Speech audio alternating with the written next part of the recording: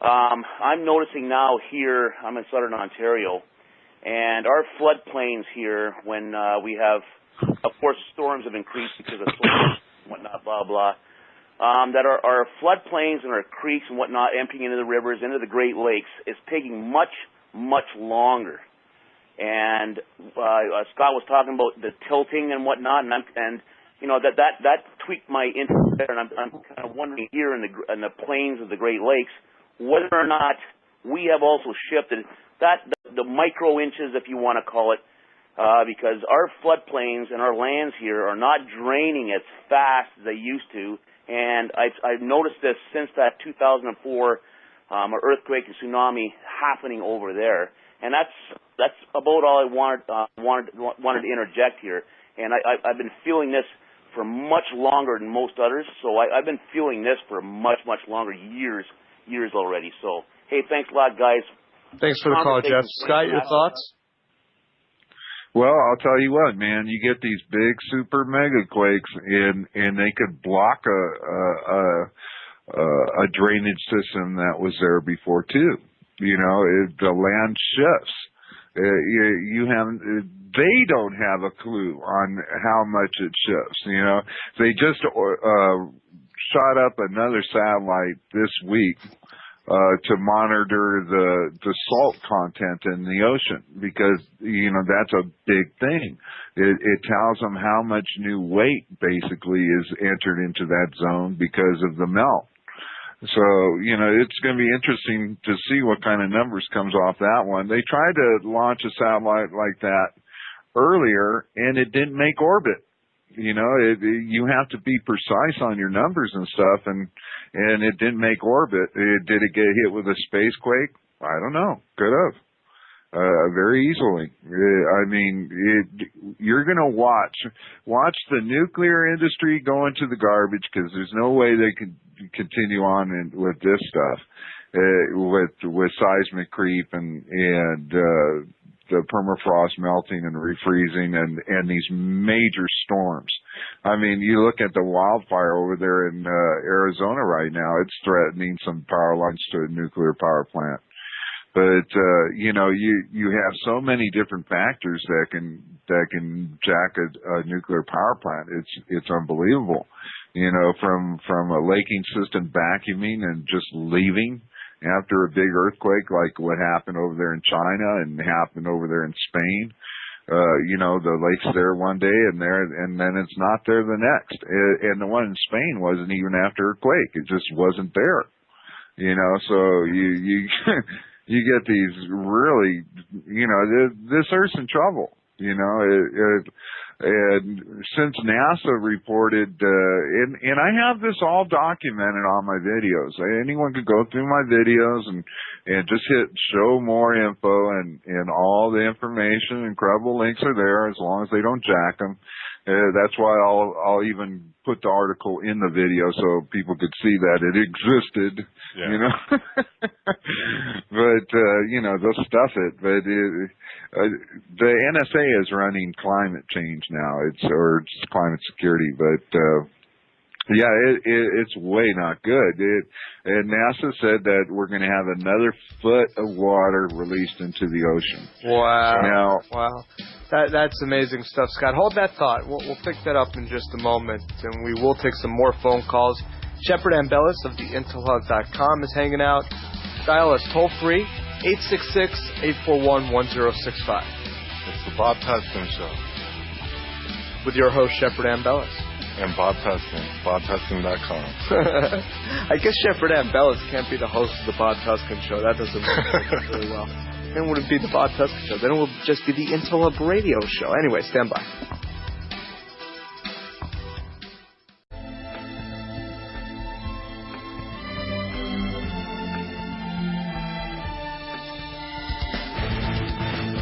Well, if dealing with a bunch of criminals wasn't enough on our plates, we have to deal with earth changes. And they know this. That's why they're building their underground bunkers and their arcs. Anyways, we're talking with Scott from the Believers Underground. This is the Bob Tuskin Show. And on the line, we have our good friend Shepard Ambellis, director at the intelhub.com. We're taking phone calls, so you still have a chance to join us and pick Scott's brain, which is a wealth of information, especially on the Earth changes. 866-841-1065, the number to join us. That's toll-free, 866-841-1065. Let's go to Nadine in Florida. Nadine, welcome to the Bob Tuskin Show. You're on the air with Scott from the Believers Underground. Hi, Scott. I'd just like to get your take on what do you think about this article I found it on the page. It's thousands of untold earthworms came across Louisville and that. Oh, no. Just when she goes online, her cell phone starts to crap out a little bit. I know the question she's asking. All right, why don't you repeat the question for the sake of the audience, because her cell phone was a little choppy there. Yeah, I covered this in a radio show, I guess, on Tuesday on the Intel Hub. Basically, you got all these earthworms coming up and dying. That whole area is just saturated. You know, the earthworms, they can drown. You know, they when they're saturated, they'll come up, and then they've been dying by the probably hundreds of thousands over there in Ohio, if I remember correctly. That report came from. And, you know, this is just another one of these effects, you know, and you know, I got a heads up from one of my friends, you know, that they're looking at these earthen dams, especially up there in Canada, collapsing. And if they do, it'll cause a domino effect on dams and lakes over here in the United States. See, this stuff doesn't know any borders or boundaries. You know, it's you're thinking countries or borders or boundaries or any of that garbage, man. You're way off the mark, because this thing doesn't care. It's moving globally, and you know, and then you see these major drought things happening too at the same time. It's amazing, but when the ocean current stalls or goes into a double El Nino or El Nino, or the Gulf Stream will stall, I mean, you got some bad news happening out there in the Atlantic Ocean, and nobody's even aware of it. You know, and the Indian Ocean now is starting to burp. You know, it's going to expand all the way around the world. It's just not the Ring of Fire anymore. The Ring of Fire is going to be the hottest zone, but it's everywhere, and everybody's at risk for some kind of event. That's why I say, you know, information is shock resistance. It's just like this video I did the other day on one of my subs sent me over this article that. They pulled these drones out of the ocean. Okay, these are buoys. Okay, and it measured the ocean floor deformation. Well, apparently the floor started to sink off the Japan coast before the big quake hit. You know, and I've been telling people for 2 years now, hardcore, man, the ocean floor is sinking. You know, and when it sinks enough, it bam, you get these huge quakes, man. I mean, big ones. And it's happening. You know, you got islands sinking in the Bahamas now. You're getting reports all over the place where islands are sinking. You know, some they're saying, oh, the island's actually rising. Yeah, well, because it's got a submarine volcano under it. You know, but these are all piping systems as well. But if you go to any coast, right now, I kid you not, go to any coast on this planet, man, that sea level has not risen 1 centimeter. Nothing. Okay? Now, how can you have sea level rise? See, that whole sea level rise thing was a lie from the get. You know, the CO2 con, that was a lie from the get. You know, you've been, you know, so many people have been getting spoon-fed this bogus information. Before the CO2, it was R12 that was causing the ozone to be hurt. And before that, it was aerosol spraying, you know. Well, so, you know, they sold a lot of, you know, underarm deodorant, you know, and replaced a lot of refrigerators and freezers and stuff, but that had nothing to do with anything. I mean, you just look at the chemtrail muck that they spray on a daily basis. That's an aerosol project, you know. If it was aerosols, they wouldn't be spraying it. And they got rid of the aerosols and the R12 anyway. And the CO2 thing, that's nonsense. That's garbage. It was in '86 when they released, when we had Chernobyl. In '87, oh, we got a hole in the ozone, It's like, So, as soon as Fukushima blew, which is still melting down 3 reactors since day one, duh. And it was, well, it's not that bad stuff. Man, those people were hardcore dosed with radioactive garbage. And that stuff is going all over the planet. It always does. And I was reporting on that 2 years ago that, there's fallout in the ice cores. You not only got a hole blown in your ozone, but you also got this radioactive particles falling in your ice pack. And uranium is mined. It's a metal.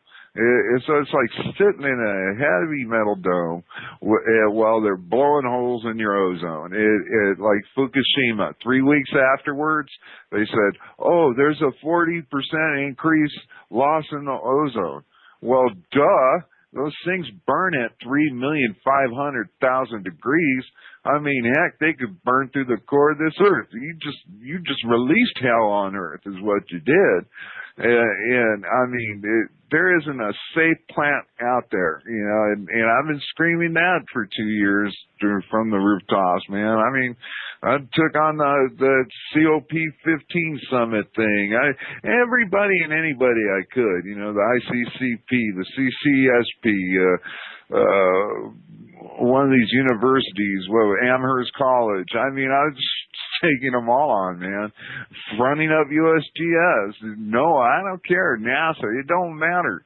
I tell them, you call them, send them to my site, man. Heck, I've sent this stuff to the White House. They know, okay? They know. They know they're in trouble. And with this magnetic field jacked, dang.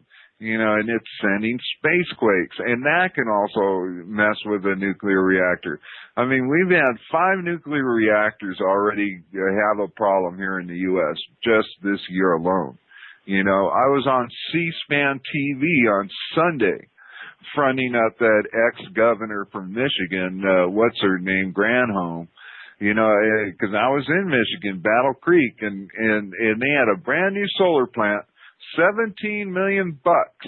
If I remember the price tag on that thing, it was supposed to create 320 jobs, It didn't open for 1 day. They built the thing and it never opened its doors. And a block and a half down the street was the biggest oil spill in Michigan's history. 800,000 gallons of oil spilled into that laking system. And that woman didn't say nothing about that. And she was representing a charity. Now, mind you, charity. It was called PEW, Pew. Yeah, it stinks, all right. And this woman had a terrible track record of any kind of ego, anything. She's all up in bed with these globalists. But, I mean, nuclear was one of their things, and this is a charity. It's a 501c3, man. And this chick's probably pulling down 7 figures, man. It ain't no charity. It's a media arm for the rich. That's what it is. That's how they set these charities up. It's a non-profit. Yeah, because you're paying these people to speak for you. Okay. Sure.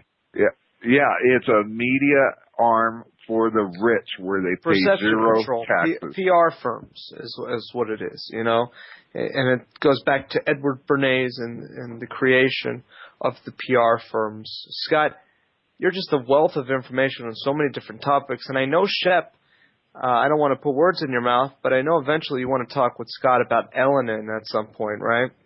Yeah, a little bit. I was just wondering if he's checked into anything like that influencing the Earth or any kind of other planetary alignments or bodies. Yeah, we'll talk about that perhaps a little bit. Our last segment of tonight's show is coming up, and we probably won't have any time to get into that too in depth.